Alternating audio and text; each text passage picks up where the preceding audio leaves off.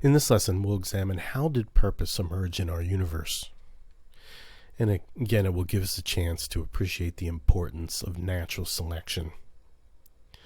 If we define purpose and we look it up, we might find something like the reason for which something is done or created or for which something exists. Well, we can see that element of the definition of purpose in adaptations. They are parts with purpose. So adaptations are solutions to the problems of living.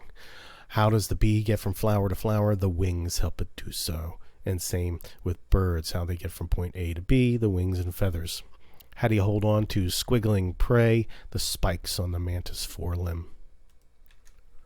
Adaptations serve the interest of their owners. It's in the interest of the giraffe to be able to eat from the high leaves. It's in the interest of the turtle to be able to move through water with its front flippers, or to protect against predators with the shell. It's in the interest of the plant to have a flat collecting surface to harness solar energy. Now let's situate the origin of purpose on a timeline of the universe. So here we have 14 billion years laid out on this timeline. With the Big Bang somewhere around 13.8 billion years ago. We have some cosmic evolution. This would be sort of just new things emerging in our universe. And then purpose seems to be associated with the origin of life. It's living things that have these parts with purpose. Now, the origin of purpose was a challenging scientific puzzle until modern times. Because after all the stuff that came before, the way scientists looked at it is this stuff lacks purpose. And yet then all of a sudden here we have parts with purpose. Well, how did that come to be? Let's examine more closely this stuff that doesn't have purpose. So we have particles and atoms and stars and supernova and nebula and rocky planets. And we can kind of think over time, new and more complex things emerged, but none of these things had purposes. So energy and objects prior to the origin of life, they weren't the kinds of things that had purposes. Remember, for which something exists. Well, none of these objects down here, atoms and electrons and protons and stars and galaxies and nebula and planets, none of them is something or does something for its own benefit or that of another. Let's examine this in a bit more detail. So the laws of nature are not purposeful. That's the way modern scientists understand the regularities found in the universe. Atoms, energy, and forces don't interact the way they do for the benefit of themselves or anything else. The purpose of subatomic particles and the electromagnetic force and the nuclear force is not to build atoms. They just do that.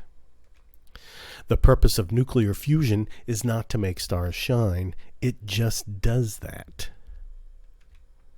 The purpose of the sun is not to shine on the earth and make plants grow. It just does that. The purpose of combustion is not to release light and heat. It just does that. The purpose of water is not to run downhill or make ice float. It just does that. The purpose of the gas and rock and ice in a nebula is not to make a solar system. It just does that. The purpose of the Milky Way or a solar eclipse is not to make photographers joyous. They just do that. The purpose of galaxies is not to make humans wonder at the scale of the universe. They just do that. So, for much of the early history of the universe, there were no parts with purpose. It was just purposeless matter in motion, governed by the laws of physics and chemistry. But as we've seen, adaptations are different. They are parts with purpose. Parts with purpose first appeared in the first living things, cells. Here are some tiny little bacteria. Now in this picture we have a cartoon version of a bacterium. And bacteria, all cells, are made of molecules, and there's one important class of molecules called proteins. And these are the parts with purpose that do very important jobs in the cells. Proteins are evolved adaptations, performing important jobs to keep the cell alive. So these are the tiniest parts with purpose, and they are the things that are keeping living things alive. In this slide, you see 3 scenes of an amoeba and its prey, Paramecia. These are single-cell creatures. Up here we have the amoeba stalking and pursuing its prey, the paramecium. Here we see amoeba's pseudopods are engulfing the paramecium. And down here we see the paramecium in digestive food vacuoles. So it's a whole team of proteins that cooperate to perform these tasks. These proteins are parts with purposes that have evolved to do useful things for the amoeba. And this is how such creatures can behave purposely without a brain. So, how did adaptations arise? How did parts get a purpose? Of course, the Christian thinkers in the 1800s, like William Paley would have offered up the design argument that parts with purpose must have an intelligent designer. And Darwin's going to famously reject this argument.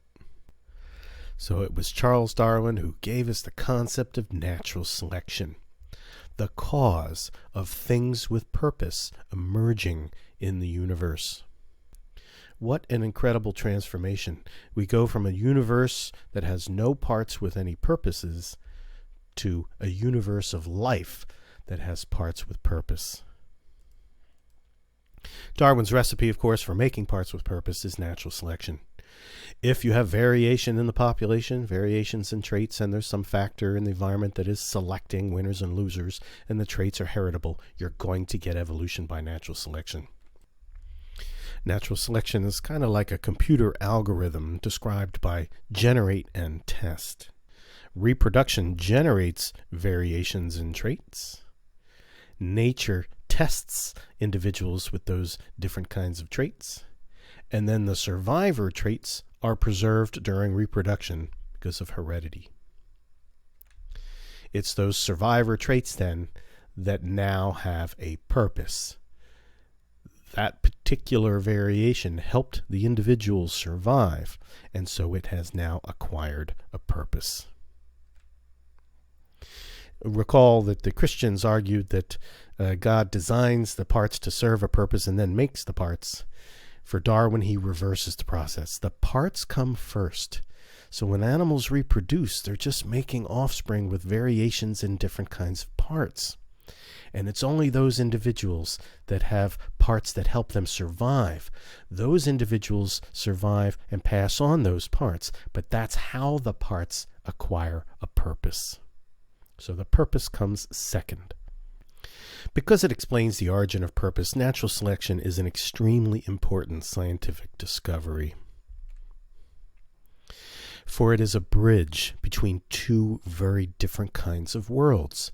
The world of matter in motion, and then the world of parts with purpose. The world of physics and chemistry, and the world of biology. Many scientists think that the chemistry of life might have first happened in a place like this, underneath the oceans and these hydrothermal vents. So some 4 billion years ago, chemical processes cooked up the molecules that assembled into the first living cells, the origin of life. Well, that too was the origin of purpose. And natural selection continues to this day to generate parts with purpose. So with the origin of life and the beginnings of natural selection, we get the evolution of all kinds of different simple cellular life forms, and then cells got larger and more complex, and then multi-celled organisms emerged, and some of those animals had brains. Of course, brains too have a purpose, one of which is to try to figure out what's going on out there in the world. And of course, it's our species with these big and beautiful and intelligent brains. We are the ones telling the story of how purpose emerged into the universe.